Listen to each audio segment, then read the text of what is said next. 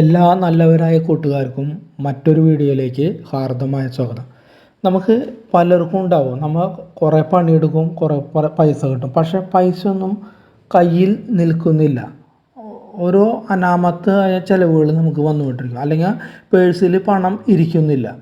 അപ്പോൾ അനാവശ്യമായ ചിലവുകൾ വരുന്നത് എന്തുകൊണ്ടാണെന്നുള്ളത് നമുക്കൊരു വാസ്തുപരമായിട്ട് നമുക്കതിനൊന്ന് സമീപിച്ച് നോക്കാം, എന്താണ് കാര്യങ്ങൾ എന്നുള്ളത്.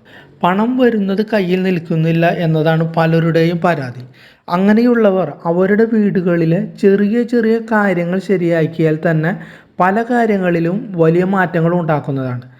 അതായത് ജ്യോതിഷവും വാസ്തുശാസ്ത്രവും ഒക്കെ നോക്കി നിർമ്മിച്ച വീടുകളിലും അനാവശ്യ ചെലവുകളൊക്കെ അധികമായി വരുമ്പോൾ അതിൻ്റെ കാരണം മനസ്സിലാക്കാതെ പലരും വിഷമിക്കാറുണ്ട്. വൈദ്യുതിയുമായി ബന്ധപ്പെട്ട വീട്ടുപകരണം പലതും കേടായാൽ അത് നന്നാക്കാതെ പല വീടുകളുടെയും മൂലയ്ക്കിരിക്കും. ചിലപ്പോൾ അതൊരു സ്വിച്ച് ആകാം, അല്ലെങ്കിൽ അയൺ ബോക്സ് ആവാം, മിക്സി ആവാം, ഗ്രൈൻഡർ ആകാം. ഇത്തരത്തിൽ പല വീടുകളിലും കേടായി ഇരിക്കുന്നുണ്ടാവും. അതൊന്ന് ശരിയാക്കി നോക്കിയാൽ ഉടൻ തന്നെ മാറ്റം നിങ്ങൾക്ക് മനസ്സിലാകും. കതകിൻ്റെ കുറ്റിയും കൊളുത്തും അലമാരയുടെ താഴുമൊക്കെ കൃത്യമായി പ്രവർത്തിക്കുന്നില്ലെങ്കിൽ പണച്ചെലവ് നിയന്ത്രിക്കാൻ കഴിയാതെ വരും. അപ്പോൾ ഇതൊക്കെ ഒന്ന് ശ്രദ്ധിക്കുക. കേടായ സാധനങ്ങളൊക്കെ ഉണ്ടെങ്കിൽ ഇലക്ട്രിക്കൽ ഉപകരണം അതൊന്ന് കളയാനോ അല്ലെങ്കിൽ നന്നാക്കി എടുക്കാനോ ശ്രദ്ധിച്ചു കഴിഞ്ഞാൽ നമുക്ക് നല്ല ഗുണങ്ങളുണ്ടാകും.